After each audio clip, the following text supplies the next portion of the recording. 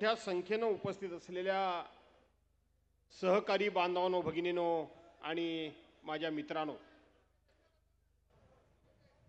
या व्यासपीठाच्या माझ्या डाव्या बाजूला जे आपले शिवसैनिक आहेत, पदाधिकारी आहेत, त्यांना माझी विनंती आहे की हे आपल्या पक्षाचं शिबिर आहे आणि बाकी सगळ्या पक्षांमध्ये पक्षाचे सदस्य असतात आणि फक्त शिवसेनेमध्ये सैनिक असतात, याची आपण सर्वांनी दखल घेण्याची गरज आहे। आणि सैनिक म्हटलं की तो शिस्तीनेच वागला पाहिजे, तो सैन्याच्या शिस्तीप्रमाणे शिस्तबद्धच असला पाहिजे।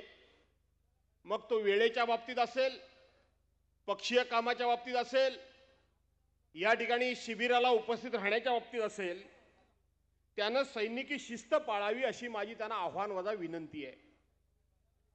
बांधवांनो, भगिनींनो, आपल्या पक्षाचं शिवसंकल्प शिबिर आणि चला जिंकूया अशा प्रकारचं एक विषय घेऊन आज पुण्यामध्ये आपणा सर्वांच्या उपस्थितीमध्ये या ठिकाणी शिबिर पार पडते। आणि मला जो सचिन भाऊंनी विषय दिलाय तो चला जिंकूया, आणि त्यामध्ये विशेष करून संघटनात्मक बाबीवर मी जास्तीत जास्त बोलावं अशा प्रकारची त्यांनी मला या ठिकाणी इथं जो विषय दिलाय तो मला विषय दिलेला आहे। आणि म्हणून मी जास्तीत जास्त संघटना या विषयावर बोलण्याचा प्रयत्न करणार आहे। मी आताच इथं आपल्या सर्वांना सांगितलं की सगळ्या बाकीच्या पक्षामध्ये पक्षाचे सदस्य असतात,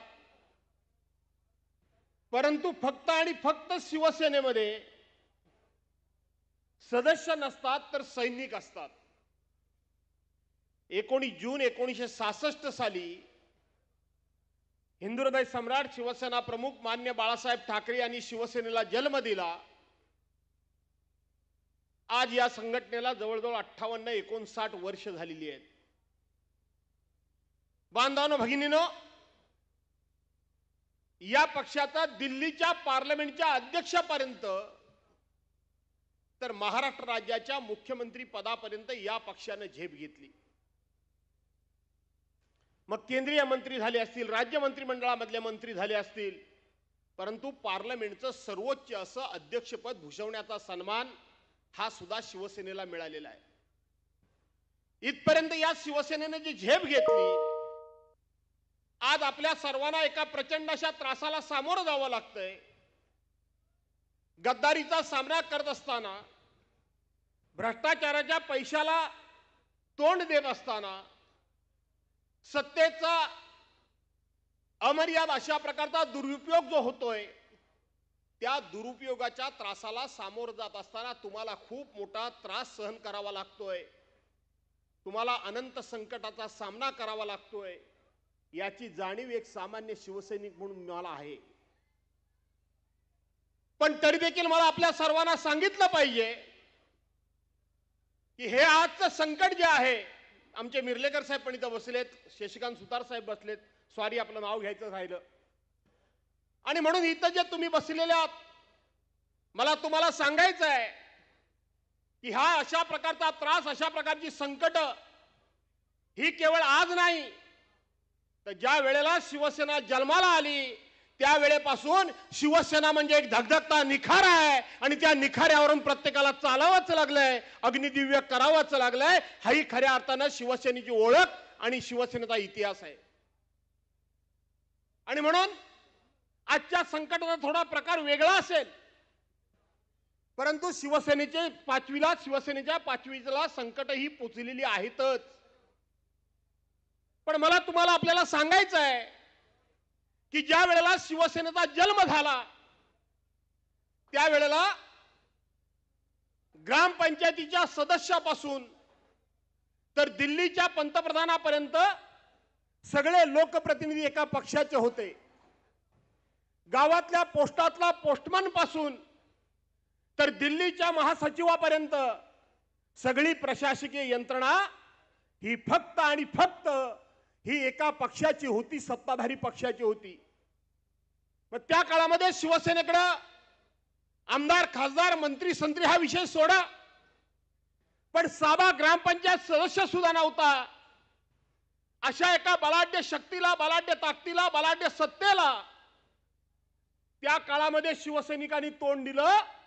ते तोंड जर कशावर दिलं असेल तर शिवसेनेकडे फक्त आणि फक्त एकच शस्त्र होतं, ते म्हणजे हिंदुहृदय सम्राट शिवसेना प्रमुख मान्य बाळासाहेब ठाकरेंचे विचार. हिंदुहृदय सम्राट शिवसेना प्रमुख मान्य बाळासाहेब ठाकरे यांचे विचार होते आणि ते विचाराचं शस्त्र घेऊन शिवसैनिक लढला आणि प्रत्येक लढाई शिवसैनिकांनी जिंकली. आज सुद्धा 2.5 वर्षापूर्वी आपल्यातले 40 आमदार आपल्या मित्र पक्षानं भारतीय जनता पार्टीनं फोडले. 13 खासदार फोडले. काय सगळ्यांना वाटलं होतं? सगळ्यांना असं वाटलं की आता शिवसेना संपली, शिवसेना संपली, आता शिवसेना उभी राहू शकत नाही. आमदार खासदार फोडले तर फोडलेत, पण आपला पक्ष चोरला, आपली निशाणी चोरली, आपलं धनुष्यबाण चोरला, आपला झेंडा चोरला. इतकंच नाही तर ज्यांनी पक्ष स्थापन केला ते हिंदुहृदय सम्राट शिवसेना प्रमुख मान्य बाळासाहेब ठाकरेंचा फोटो सुद्धा चोरला. आणि मग सर्वांना असं वाटत होतं की आता शिवसेना संपली.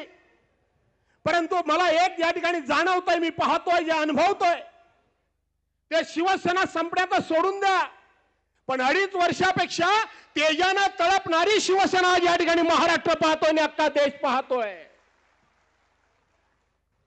आमदार खासदार असताना जे शिवसेनेचं चैतन्य नव्हतं, जे शिवसैनिकांच्याकडे तेज नव्हतं, किंबहुना शिवसैनिक थोडासा सत्ता असल्यामुळे शांत झाला होता, थोडासा शिथिल झाला होता, तो शिवसैनिक जशी गद्दारी झाली तशी गद्दारी झाल्याबरोबर तेजानं तळपून उठला. आणि मग आपल्या पक्षप्रमुखांनी एक शब्द प्रयोग केला.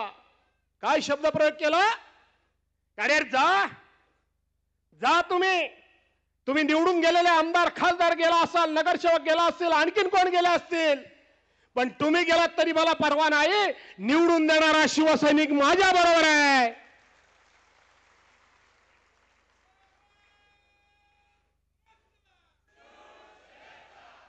निवडून गेले तरी हरकत नाही, पण निवडून देणारा शिवसैनिक माझ्या बरोबर आहे. आज पुन्हा एकदा तुमच्या सत्व परीक्षेची वेळ आली आहे.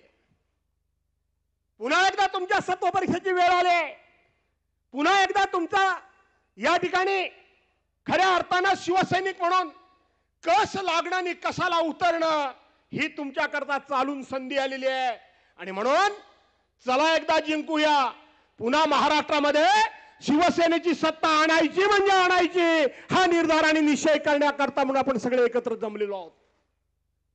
पुन्हा एकदा शिवसेना जिंकूया, पुन्हा एकदा शिवसेना जिंकूया हे सांगण्याकरता, हा निर्धार करण्याकरता, हा निश्चय करण्याकरता आपण या ठिकाणी आलेलो आहोत. बांधवांनो, भगिनींनो, या पुण्याचा इतिहास निराळा आहे.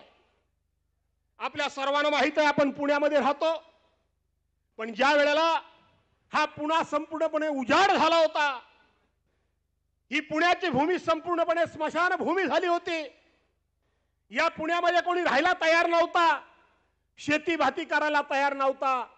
मोगलांच्या जाचामुळं लोक पुण्यामध्ये थांबत नव्हते. आठवा तो इतिहास, आठवा तो इतिहास. अरे छत्रपती शिवाजी महाराजांना हाताला धरून त्या काळामध्ये आपली राजमाता जिजाऊ यांनी सोन्याचा नांगर घेतला आणि छत्रपतींच्या हाताला धरून त्यांनी पहिल्यांदा नांगर या पुण्याच्या शेतीमध्ये, या पुण्याच्या भूमीमध्ये चालवला आणि सोन्याचं पीक म्हणजे हिंदवी स्वराज्याचं पीक काढण्याचा मुहूर्त या पुण्यामधून स्वर्गीय जिजाऊनी केला, राजमाता जिजाऊनी केला.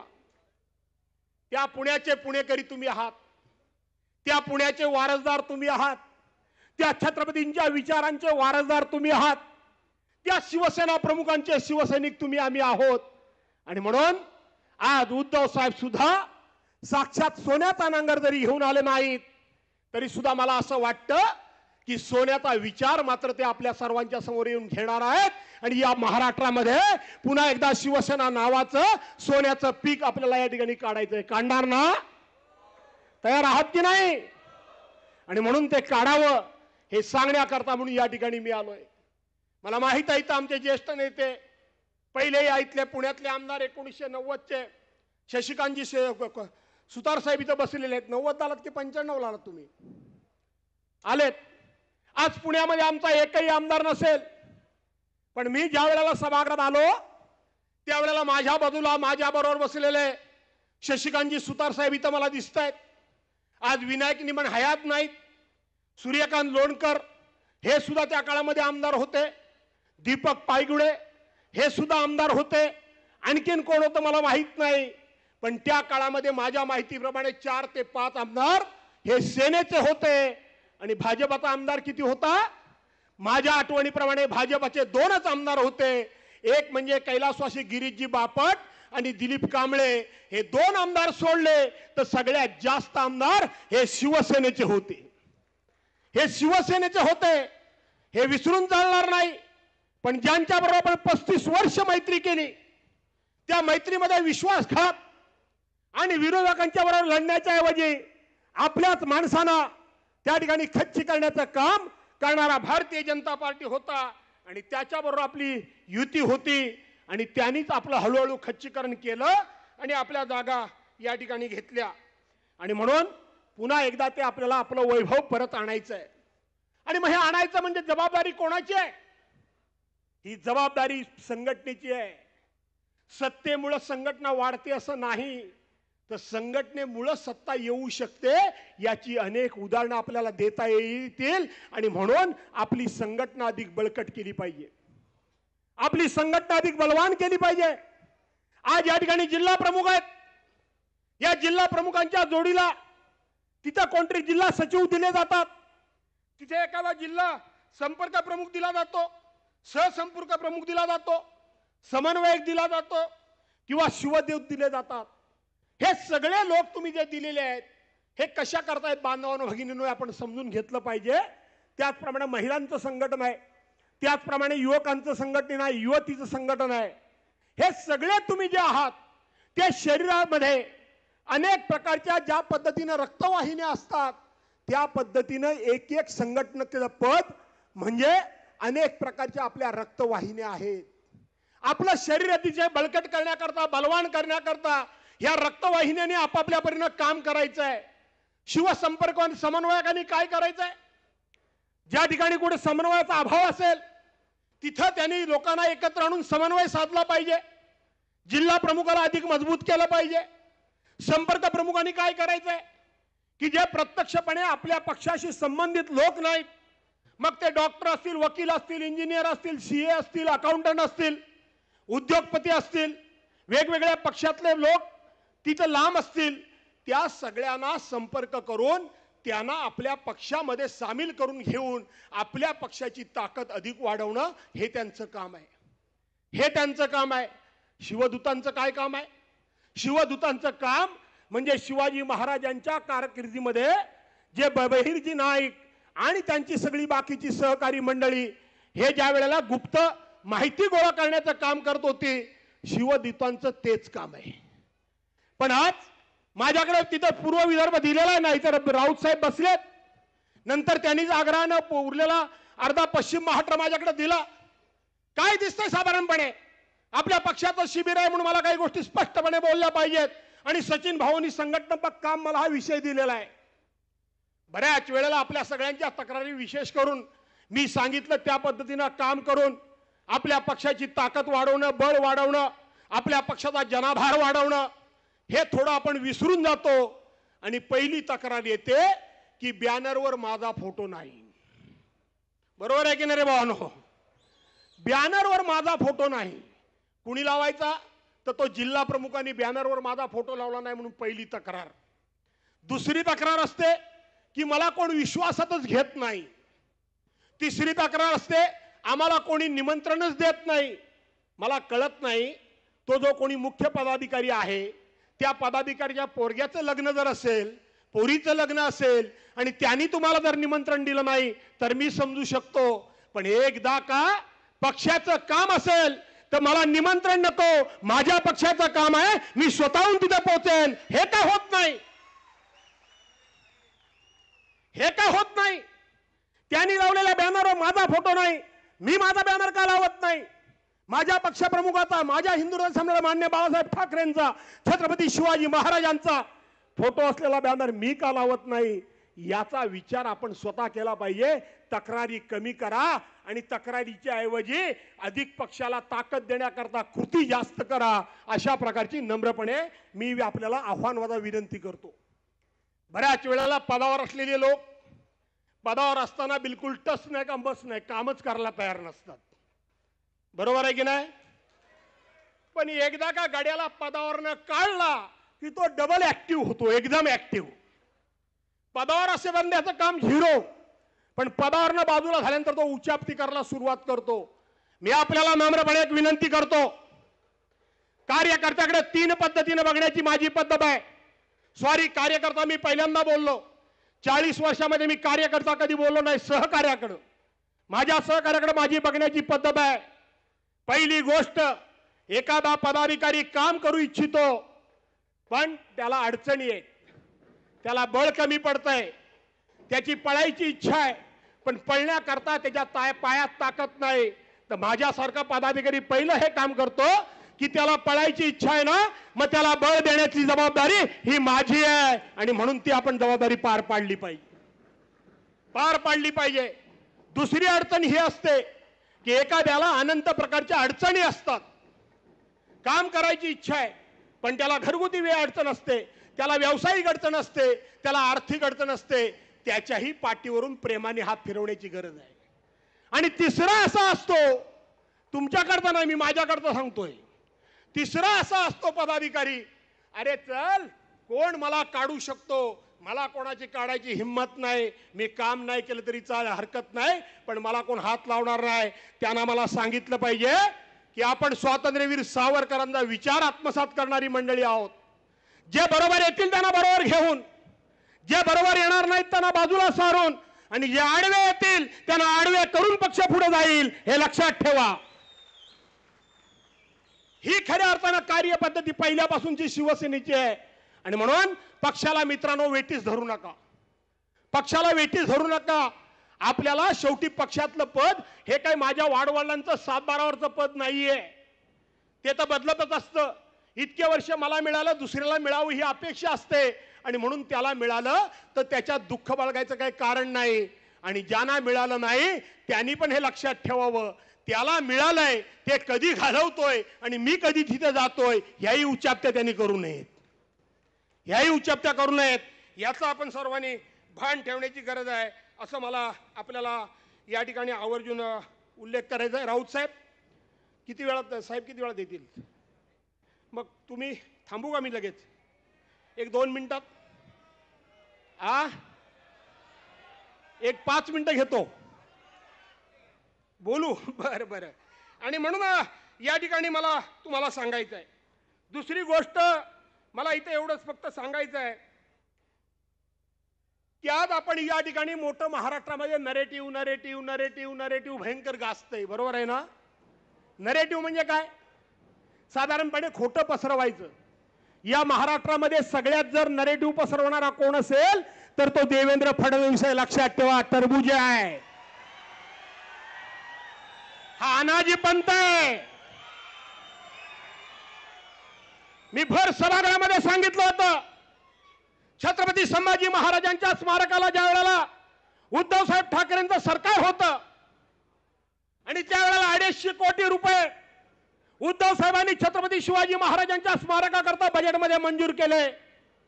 त्यावेळेला मी सभागृहामध्ये सांगितलं होतं की छत्रपती शिवाजी महाराजांचा छळ करणारे अनाजी पंत असतील, सोमाजी पंत असतील, मोरो पंत असतील, आणखीन रावजी पंत असतील, हे त्या काळामध्ये शिवाजी महाराज आणि संभाजी महाराजांचा छळ केला. पण तो छळ महाराष्ट्रात आजही थांबलेला नाही. या इथं सभागृहामध्ये आजच्या युगातला अनाजी पंत बसलेला आहे, हे सभागृहामध्ये मी जाहीरपणे सांगितलं होतं. या टरबुजाबद्दल सांगितलं होतं.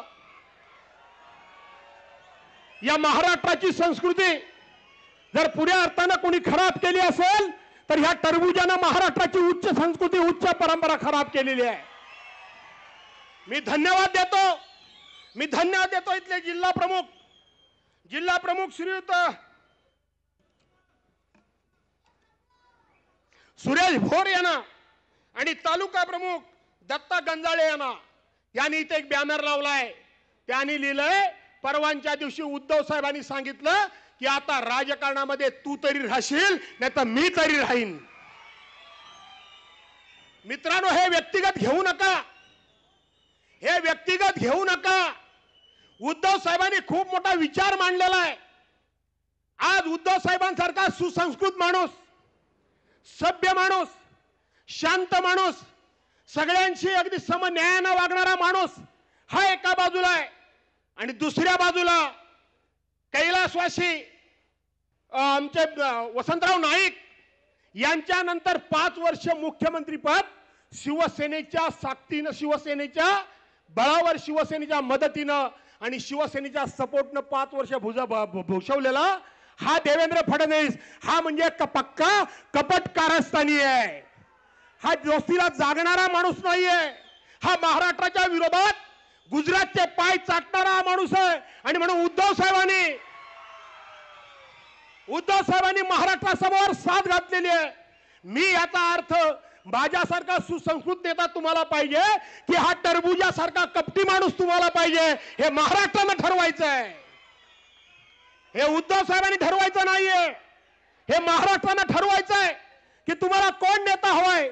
उद्धव साहेबांसारखा सुसंस्कृत, शांत, सभ्य हा नेता पाहिजे की याच्यासारखा कपटकार असा निकलुशा कब्जी पाहिजे, हे महाराष्ट्रानं ठरवायचं आहे. हा त्याचा अर्थ आहे बांधवांनो, भगिनींनो. आणि म्हणून पुन्हा एकदा तुम्हाला विनंती करतो, संघटनात्मक दृष्ट्या संघटना मजबूत करा, संघटना बळकट करा. अशा किती सत्ता येतील आणि जातील, असे किती जण फुटतील. झाले, मला आटोपले. हा, ठीक आहे. आणि म्हणून असे किती आघात होतील आणि जातील याचा विचार करण्याचं कारण नाही. जोपर्यंत उद्धव साहेबांसारखं नेतृत्व आपल्या पाठीमागे आहे, जोपर्यंत बाळासाहेबांचा आशीर्वाद आपल्या पाठीशी आहेत, तोपर्यंत आपला केस सुद्धा कोणी वाकडा करू शकणार नाही, हे लक्षात ठेवा.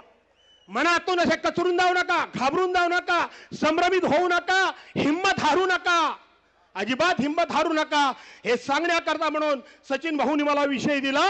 खरं तर ते लाडक्या बहिणीबद्दल बरेच जण बोलले, मी त्याच्यावर आता बोलत नाही.